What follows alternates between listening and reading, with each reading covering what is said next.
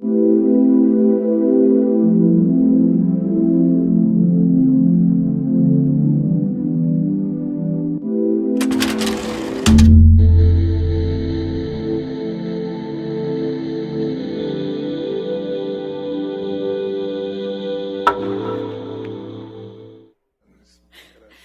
muchas gracias. Pues antes que nada agradecer sobre todo la invitación al doctor Francisco Gómez Montt. Siempre es un gusto estar aquí por todo el esfuerzo que me imagino supone organizar un coloquio de estas características y por la calidad de los ponentes que me han precedido, lo cual pues me pone el listón muy, muy alto. Bueno, pues yo vengo a hablarles básicamente de la obra, una de las obras que creo que es más importante a la hora de discutir el tema entre arte y cuestiones vinculadas con la psiquiatría, la psicopatología y demás, que es la de Louis Sas, que tiene que ver con una aproximación fenomenológica a la idea de yo en distintas, momentos de la cultura que él específicamente localiza en lo que a él le interesa en la modernidad. Él se va a centrar específicamente en eso que se llama el modernismo, que tiene un montón de corrientes asociadas y que de alguna manera supone una conceptualización nueva de lo que consideramos como creatividad, lo que consideramos como arte, etcétera. Entonces, bueno, voy a centrarme un poquito en la obra de Louis Sas, que va a ser mi hilo conductor, porque creo que brinda, o proporciona una manera de acercamiento distinta que ayuda a reconceptualizar tanto la idea de creatividad, en este caso, o sea, por lo menos a que nos hagamos preguntas, como la idea misma de lo que consideramos o de las características o de cómo acercarnos a algo como esa entidad tan discutida que es la esquizofrenia, ¿no? Entonces, bueno, pues por ahí me voy a ir. La primera cosa que me gustaría destacar es que generalmente la noción común de creatividad tiene una influencia enorme del romanticismo y de la idea de creatividad que deriva desde ahí. Es una idea que deriva en un periodo particular de la historia y en un lugar que es Europa, ¿sí? Especialmente en los entornos alemanes y franceses. Y digamos que esta idea del romanticismo, de la imaginación creadora y demás, va a afianzarse aproximadamente, aunque viene de antes, pero se afianza aproximadamente en las primeras décadas del siglo XIX. ¿Qué noción de creatividad tenemos heredada del romanticismo? Digamos que eso que ya hemos visto en algunas de las exposiciones anteriores, que asocia la idea de creatividad con una concepción expresiva que se oponía a las concepciones anteriores más ligadas a lo mimético o a lo didáctico, por ejemplo. Según esta visión de la creatividad, la experiencia estética, que estoy comprendiendo aquí en un sentido muy amplio, es decir, involucra todas las manifestaciones del arte, requeriría determinadas cosas, como es, por ejemplo, un sentido de la unidad entre el yo y el mundo, un escape temporal del ego consciente y una liberación consecuente de las fuerzas vitales, orgánicas del instinto, que supondría al mismo tiempo que se deshicieran los esquemas convencionales de percepción y del entendimiento. En ese sentido, todas estas condiciones eran vistas como una suerte de retorno a una fuente de vida originaria o primaria, que a menudo ha sido asociada pues, a la fuerza, a fuerzas vitales muy básicas vinculadas con lo irracional, por ejemplo, ¿no?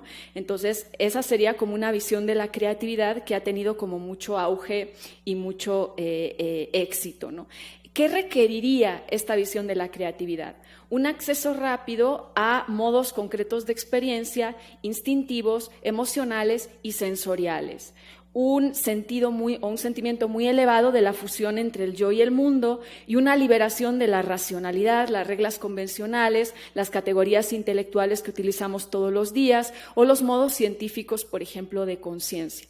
Esta ha sido como una visión que ha predominado en muchos lugares. Ahora, ¿por qué es importante el trabajo de Louis Sas? El trabajo de Louis Sas pone en jaque esta idea de la creatividad. Digamos que lo que él dice es que esa es una idea de la creatividad, pero no es la única y que podemos encontrar otra idea de la creatividad que además es singularmente interesante a la hora de pensar en ciertas psicopatologías. El libro al que me voy a referir se llama Locura y modernismo, la esquizofrenia a la luz del arte, la literatura y el pensamiento moderno. El título ya nos dice mucho. Sass lo publica por la Universidad de Harvard en 1992. La traducción de Dickinson al castellano es reciente, lo pueden encontrar en español, merece mucho la pena, lo voy a decir varias veces, aunque hay puntos que yo también creo que es necesario discutir. Bueno, en este sentido, sin embargo, este libro, en el subtítulo La esquizofrenia a la luz del arte, la literatura y el pensamiento moderno, es muy significativo, porque lo que nos está diciendo es: el arte, la literatura y el pensamiento moderno nos brindan pistas para entender ciertas características de la esquizofrenia. La tesis que va a sostener Sass es la de, digamos, no una relación de causalidad, a él no le interesa defender una relación de causalidad, sino una relación de copresencia, donde formas de locura y formas de manifestación culturales se presentan al mismo tiempo, las mismas. ¿Sí? Entonces, en ese sentido, él nos lleva a preguntarnos cuál será la relación entre la cultura, la sociedad y las formas en las que enloquecemos. ¿Sí? Bueno, digamos que este libro ha desarrollado todo un programa de investigación sobre la esquizofrenia desde la perspectiva de una fenomenología renovada. Sass es un autor peculiar, es un psicólogo clínico, catedrático de psicología clínica, de hecho, pero muy fuertemente formado en la tradición fenomenológica. La originalidad de toda su obra, que arranca aquí, en este libro, en Locura y Modernismo, está en mostrar, como les decía antes, una afinidad probablemente más causal que casual entre las que, aunque él nunca se atreve a decirlo así, entre la esquizofrenia y las manifestaciones más importantes del modernismo y en general de la cultura moderna. Digamos que, a mi modo de ver, cualquier interesado en la locura como experiencia límite de la condición humana, una experiencia desafiante en todos los sentidos, y me refiero particularmente a los clínicos cultos, es decir, a todos aquellos que traten de ir más allá de los prontuarios, protocolos y sistemas de diagnóstico al uso, creo que puedes saber apreciar la sorprendente, pero al final evidente conexión entre distintas formas que se van a encontrar en su experiencia clínica y distintas experiencias artísticas, literarias, filosóficas, que son locuras, pero de diferente fortuna. El clínico leído, diría yo, tendrá así la ocasión de ver conectados sus propios conocimientos, saberes e intuiciones. Resultará clara esta frase tan reutilizada, por lo menos entre los colegas con los que yo suelo trabajar, que son muchos de ellos psiquiatras y psicoanalistas, de que el clínico que solo sabe psiquiatría y psicología, ni psiquiatría ni psicología sabe. Me parece que este es un libro que contribuye fuertemente a ir por ahí. El planteamiento desarrollado por Louis Sass se confronta entonces con las tres grandes perspectivas tradicionales de la esquizofrenia a lo largo del siglo XX, que se refieren en general a la visión del esquizofrénico como el otro, lo extraño humano. Una de estas perspectivas es la doctrina del abismo y el daño cerebral. Curiosamente, la doctrina del abismo, la supuesta inaccesibilidad e incomprensibilidad del mundo esquizofrénico, fue introducida por Karl Jaspers, quien también introdujo la fenomenología como base de la psicopatología, por lo que cabía esperar una mayor apuesta por la comprensión en el caso de la esquizofrenia. Sin embargo, en relación finalmente flamante, en esta relación, la flamante distinción introducida por Dilthey entre comprensión y explicación hace que Jaspers sitúe a la esquizofrenia del lado de la explicación. Jaspers, de hecho, remitió a la psiquiatría futura su explicación en términos neurofisiológicos, dado que veía que la esquizofrenia suponía un abismo insalvable para la comprensión. La misma explicación, por cierto, que hoy se sigue buscando. Las otras perspectivas tradicionales con las que se enfrenta Sass son la de la historia infantil originaria, asociada por lo menos a cierto psicoanálisis, que habla de regresión y demás, y la que puede identificarse como el hombre salvaje o un héroe del deseo, cuyo santo seña sería el antietipo de cierta lectura de Deleuze, por ejemplo. Estas dos explicaciones, ligadas entre sí por el énfasis en lo irracional y lo instintivo, serían herederas de este romanticismo, cuya preeminencia Sass busca en cierto modo cuestionar. Bueno.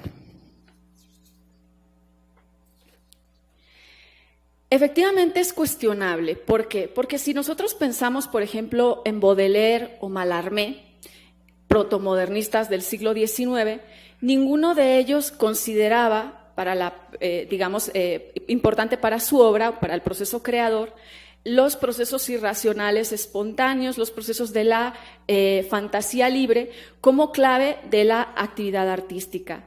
Baudelaire enfatizaba, por ejemplo, en cambio, el rol de una deliberación desapasionada, una tarea ardua, inconsciente, y la posibilidad de crear una estancia de observación alienada.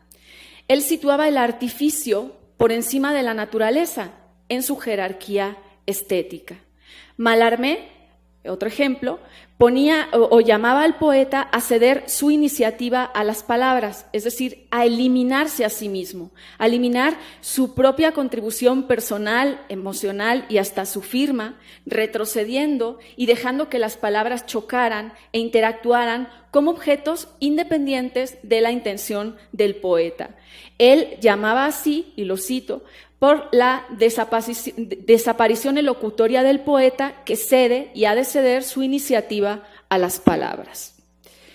En este sentido, entonces, digamos que vemos que hay una diferencia entre los deseos de los románticos de unidad con el mundo, de este, digamos, sentimiento emocional y de este involucramiento personal intenso, y la preferencia modernista por lo que parece ser el aislamiento, la distancia y el desapego.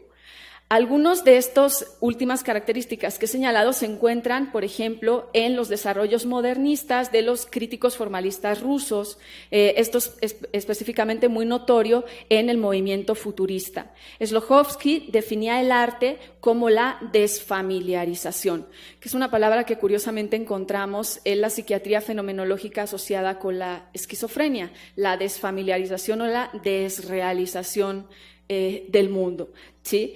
Entonces, en ese sentido, veían el rol esencial del arte como el rol precisamente capaz de cuestionar los esquemas de percepción que ocurrían con la costumbre o con la habituación.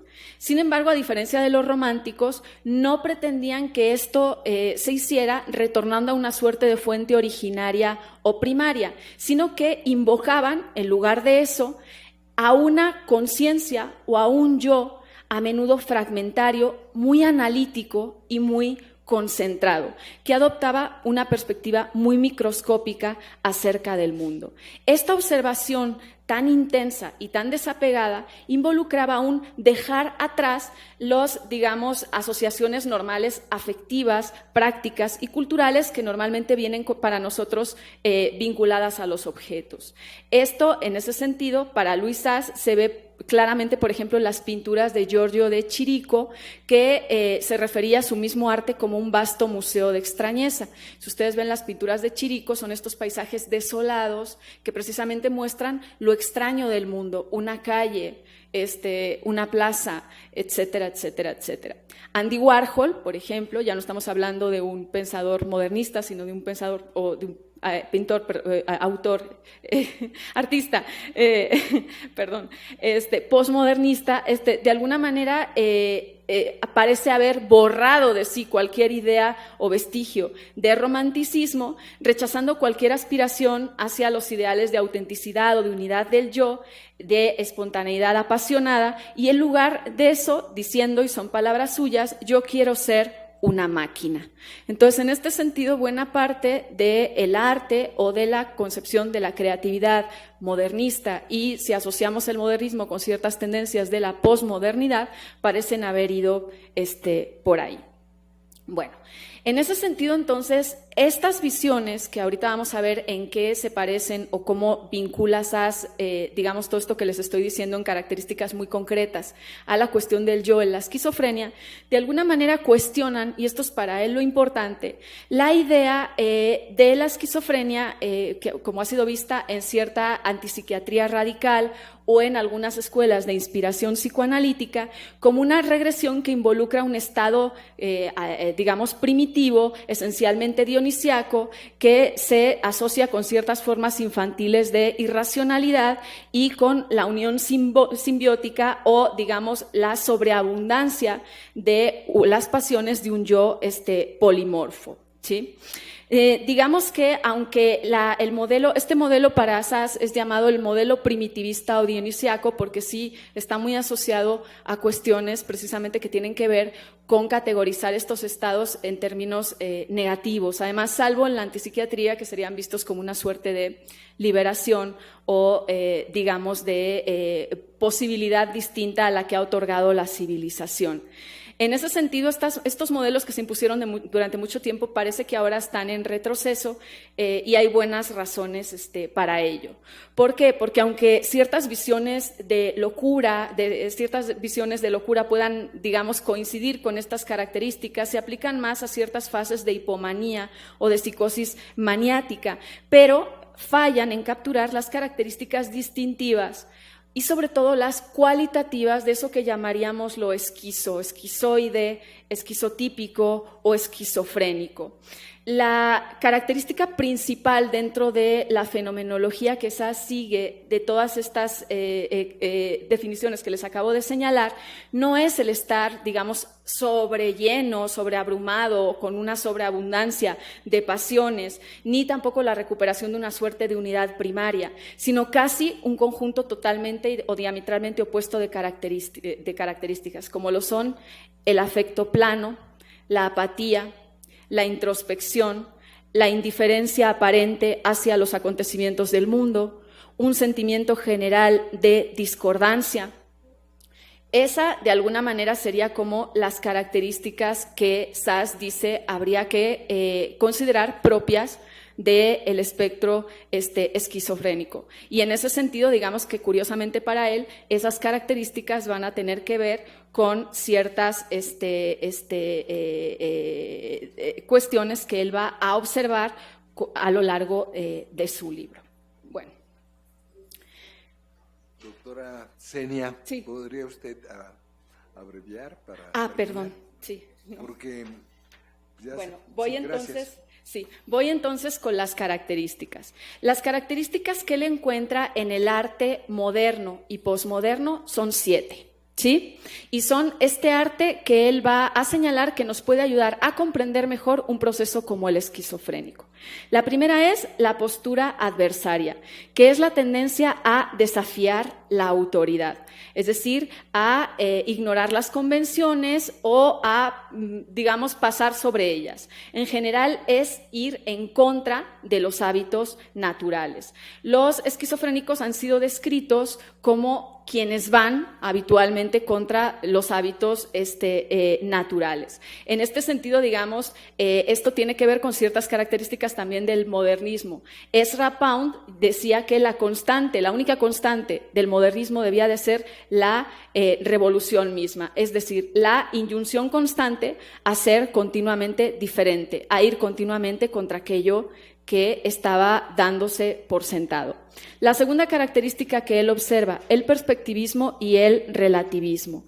Esto a menudo resulta en un efecto absolutamente desconcertante porque una perspectiva colapsa radicalmente en la siguiente. Lo que es particularmente característico del modernismo y del posmodernismo, es el desdibujamiento no de los objetos, sino de las perspectivas. Es lo que ha sido llamado la fluidez o la cualidad contaminatoria también del pensamiento esquizofrénico y de la percepción esquizofrénica. En ese sentido, digamos que esa es otra de las características que Sass ve presente tanto en la experiencia de la esquizofrenia como en el arte modernista y posmodernista. Tercera característica, una cierta fragmentación y pasivización del ego.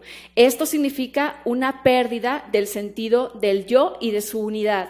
Y en ese sentido también una pérdida de su capacidad para la acción voluntaria o efectiva con el mundo objetivo. Estos fenómenos son análogos, estos fenómenos que vemos en mucha de la literatura modernista, pensemos por ejemplo en la literatura de Virginia Woolf o de autores similares, tiene que ver con fenómenos análogos que detectamos en los síntomas de primer rango de Schneider, por ejemplo. La pérdida de la mundanidad del mundo es la cuarta característica. Este es un fenómeno que se manifiesta de dos maneras diferentes. El mundo externo puede parecernos vacío de valor y de significado para el observador, un sentimiento expresado en La náusea de Jean-Paul Sartre o en Camus, El extranjero, o en varios trabajos de Rob Grillet, por citar un ejemplo. También puede ser experimentado como algo, el mundo, como algo que se subjetiviza, como irreal. Esto, repito, es muy frecuente en la literatura de Virginia Woolf, cuando ella habla como de una conciencia humana separada y mutuamente aislada de todas las demás, que le parece que son cada una de ellas toldos de luz, la estoy citando. O, por ejemplo, cuando Eliot, en Tierra Baldía, habla de que el mundo puede ser contemplado como una existencia en la que todo él aparece dentro de un alma. Esto al mismo tiempo coincide con ciertas experiencias de los esquizofrénicos. En el diario de una esquizofrénica, por ejemplo, ella habla de que todos los objetos visuales que ve en el mundo se le aparecen como cubos geométricos sin ningún significado. Y lo mismo pasa con Jaspers, en Psicopatología General, da el ejemplo de un paciente donde en una fase muy intensa de su crisis, él llega a pensar que tenía que representarse al mundo, porque si no todo el mundo iba a desaparecer. Siguiente característica, que es la quinta, rechazo o pérdida del flujo narrativo de la unidad temporal. Esto quiere decir una apuesta por un tiempo más estático. Tanto en la esquizofrenia como en las obras de la literatura del modernismo es muy común este tiempo estático, un tiempo que encontramos en una forma muy, muy espacializada. Y en ese sentido se parece al tiempo sobre el cual tanto ha hablado Minkowski, que llegaría a señalarlo como parte del geometrismo mórbido que caracterizaría a la expresión esquizofrénica. Formas muy intensas de autorreferencia. Esta sería la sexta y penúltima característica, que quiere decir que, de alguna manera, las formas que subyacen habitualmente en nuestra interacción, en nuestro modo de pensar, actuar y de expresión, y a las que no prestamos atención, es decir, que pertenecen como a una parte que no tenemos concientizada, saltan y se elaboran y hay una atención hiperreflexiva en torno a ellas. Curiosamente, esta característica, que es de una hiperreflexividad que no tiene que ver con que los esquizofrénicos piensan mucho, sino con que ciertos procesos que habitualmente en nuestra cotidianidad no son fruto o no son foco para que nosotros nos fijemos o los atendamos, porque de hacerlo perderíamos como el enganche con el mundo, les aparecen a ellos como algo en lo que deben de fijar atentamente su atención. Curiosamente, esta característica es la misma que ha encontrado Clement Greenberg, uno de los críticos de arte más famoso del modernismo, que dice que es una tendencia cultural, el modernismo, a cuestionar hasta el extremo los propios fundamentos, es decir, aquello que habitualmente no sería cuestionado, simplemente vivido. Y la última de las características, un desapego y distanciamiento emocional extremo. Eso es acompañado habitualmente por una ironía desconcertante. En el arte moderno, esto lo representa, por ejemplo, Marcel Duchamp, o el humor de Jacques Bache, que influyó mucho en Andrés Breton y los surrealistas. Muchas de estas tendencias se encuentran en los relatos que encontramos de pacientes, donde bajo eso que llamamos el afecto plano y demás, o la incongruencia del afecto, hay muchas veces un antagonismo bastante peculiar, o incluso una ironía, o incluso una especie de burla, ¿sí? Estas son algunas de las características que señala Sass. Creo que ya no tengo tiempo para extenderme más, pero pues es una invitación a leer su trabajo, que también ciertamente tiene algunos puntos débiles, pero bueno, es importante que lo lean y lo conozcan para poder discutirlo. Muchas gracias.